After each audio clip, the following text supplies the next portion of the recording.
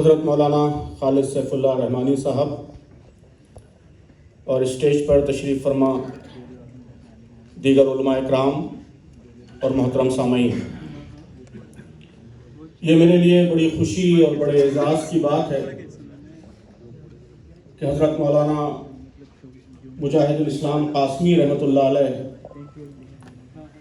کی یاد میں منعقد اس اہم سیمینار میں مجھے شرکت کا اور اظہار خیال کا موقع مل رہا ہے۔ مولانا کی شخصیت ہمہ جہت شخصیت تھی اور آپ کا کارنامہ بھی اس کے مختلف پہلو اور مختلف جہات ہیں۔ مختصر وقت میں صرف 2 باتیں جو میرے نزدیک بہت اہم ہیں اور جن میں آج بھی ہمارے لیے درس کے سبق کے بہت سے پہلو پوشیدہ ہیں، ان 2 باتوں کا میں تذکرہ کروں گا۔ قاضی صاحب ایک بہت بڑے فقیہ تھے اور میں سمجھتا ہوں کہ ان کا ایک بڑا امتیاز یہ تھا کہ مولانا کی توجہ صرف حکم شرعی بیان کر دینے تک محدود نہیں ہوتی تھی،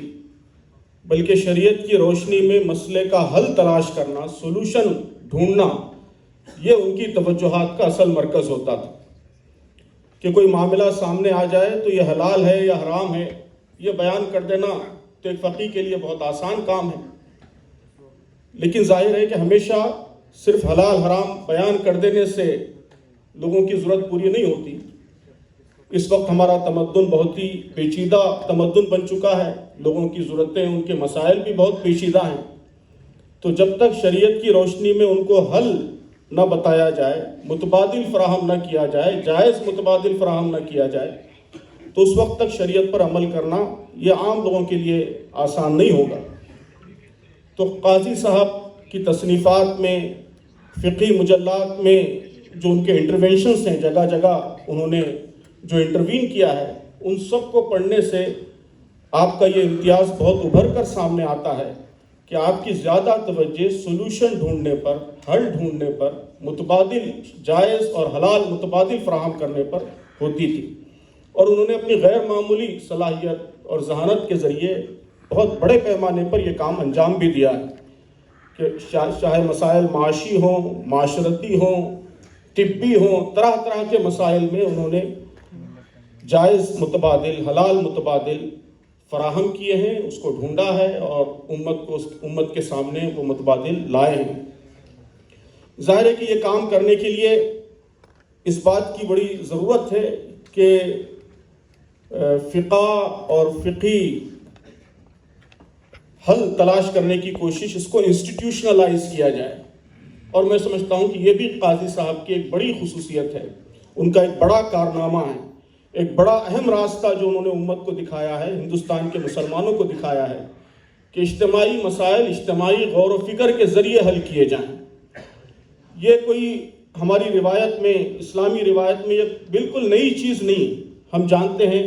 کہ حضرت عمر فاروق رضی اللہ تعالیٰ عنہ نے ہی اس کی شروعات کر دی تھی کہ بہت سے فقہی سوالات جب آپ کے سامنے پیش ہوتے تو آپ مجلس منعقد کرتے صحابہ کی، اور غور و فکر کے ذریعے، اجتماعی غور و فکر کے ذریعے اس کا حل تلاش فرماتے۔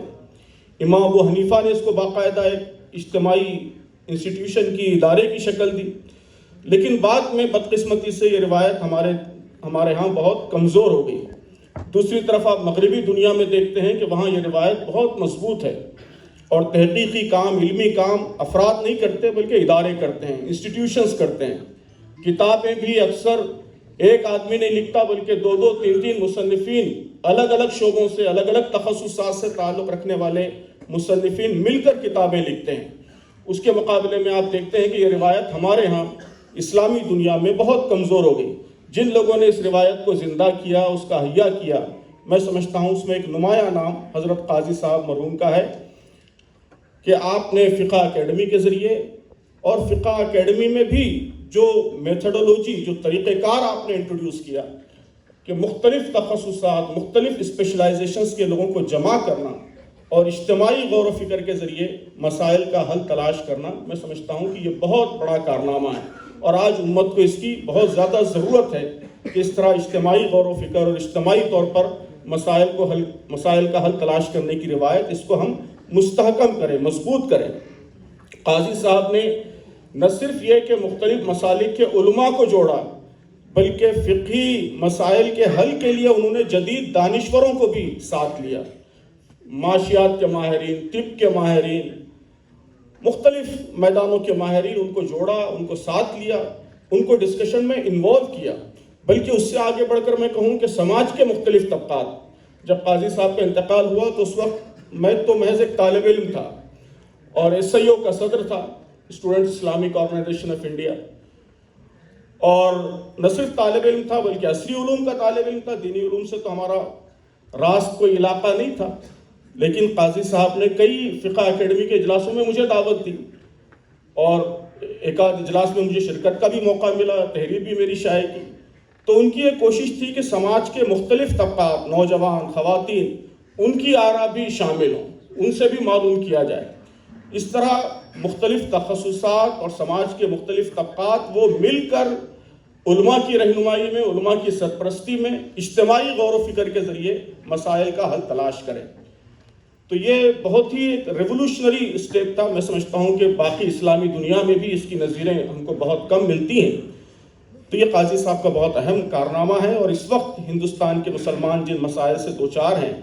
تو اس میں سمجھتا ہوں کہ اس روایت کو آگے بڑھانے کی، اس کو مستحکم کرنے کی ضرورت ہے، اس کو اور ترقی دینے کی ضرورت ہے۔ تو میں شکر گزار ہوں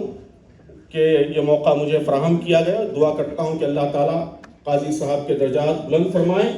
اور ان کی وراثت کو آگے بڑھانے کی ہم سب کو توفیق، صلاحیت اور مواقع اللہ تعالیٰ نصیب فرمائیں۔ جزاک اللہ، ماشاء اللہ۔ تھوڑے